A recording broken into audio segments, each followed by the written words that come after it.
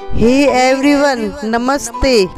आप स्वस्थ रहें। आज की वीडियो में हम बात करेंगे, आप अपनी बेटी को ये जरूर सिखाएं।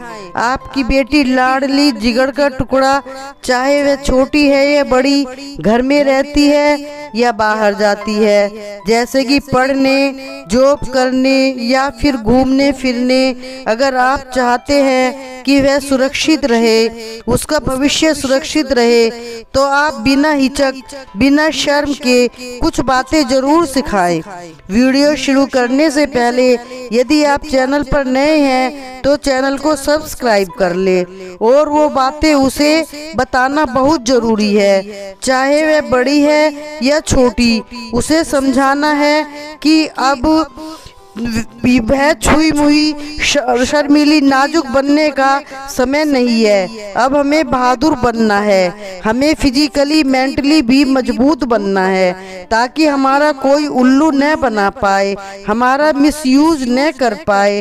अब आपको भी ये समझना होगा कि लड़कियां कोई बोझ नहीं है, बेटियों को भी समझाना है, तुम हमारे लिए टेंशन नहीं हो। अब हम तुम्हें किचन में रोटी पराठे सेकने के लिए नहीं बिठाना है, मतलब इस तरह से कि जैसे रोशनी चिरागों से हो, जरूरी नहीं। बेटियां भी तो घर को रोशन करती हैं। अब हमें सुरक्षा अपनी खुद करनी है, हमें एकदम अलर्ट जागरूक रहना है। अब तो बाहर ही नहीं, घर में भी हमारी इज्जत सुरक्षित नहीं है। देखिए कई बार क्या होता है, जैसे घर पर कोई अंकल या कजन है या कोई पड़ोसी है, वो घर पर रहते हैं या कोई पड़ोसी घर पर आते जाते रहते हैं और वो बातें करते करते आपको छू लेते हैं कि बिटिया यहाँ बैठ, तू तो बड़ी अच्छी है जैसी बातें करते हैं। तो जैसे ही टच करते हैं तो उनको सख्त लहजे में बोलना है कि मुझे यह अच्छा नहीं लगता। यदि आप चुप रह गए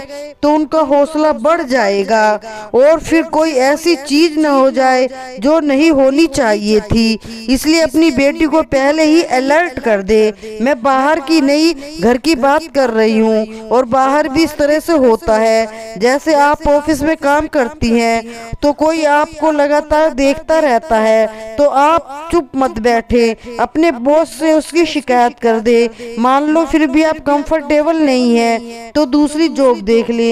यदि हम शुरू में ही सख्त रवैया अपना लेंगे तो किसी की हिम्मत नहीं है, चुप नहीं बैठना है। हमें अपने आत्मसम्मान को नहीं खोना चाहिए, मतलब किसी को भी इतनी छूट नहीं देनी चाहिए कि वह हमारे साथ कुछ गलत कर जाए।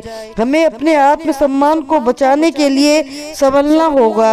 आत्मसम्मान बहुत कीमती चीज है, उसे बनाने के लिए पूरी जिंदगी लग जाती है और बिगड़ने में तो एक पल में खराब हो जाती है।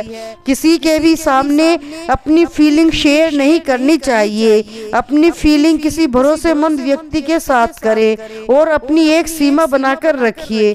अपने आप को मानसिक तौर पर मजबूत दिखाना है। जैसे मान लो आपको कहीं जाना है और आपको रास्ते का पता मालूम नहीं है और आप ऑटो में बैठे हुए हैं और आप नाखून चबा रहे हैं और आप डरे हुए हैं, तो ऑटो वाला समझ जाएगा कि आप डरे हुए हैं। और यदि वह कुछ पूछ रहा है तो आप घबराकर कम कपाती आवाज में हाथ पैर कांप रहे हैं। ऐसा बिल्कुल भी नहीं करनी चाहिए। मतलब आपकी बॉडी लैंग्वेज एकदम कॉन्फिडेंट हो, एकदम स्ट्रोंग होनी चाहिए।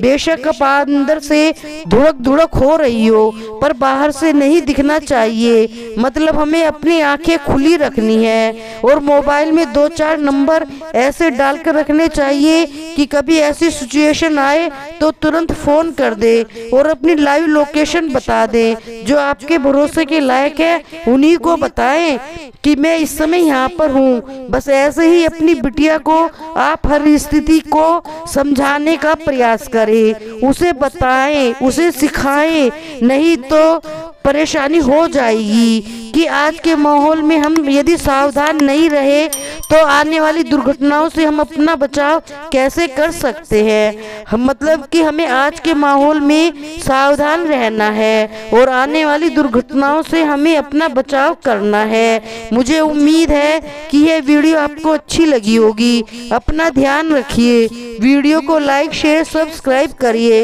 हंसते मुस्कुराते रहिए।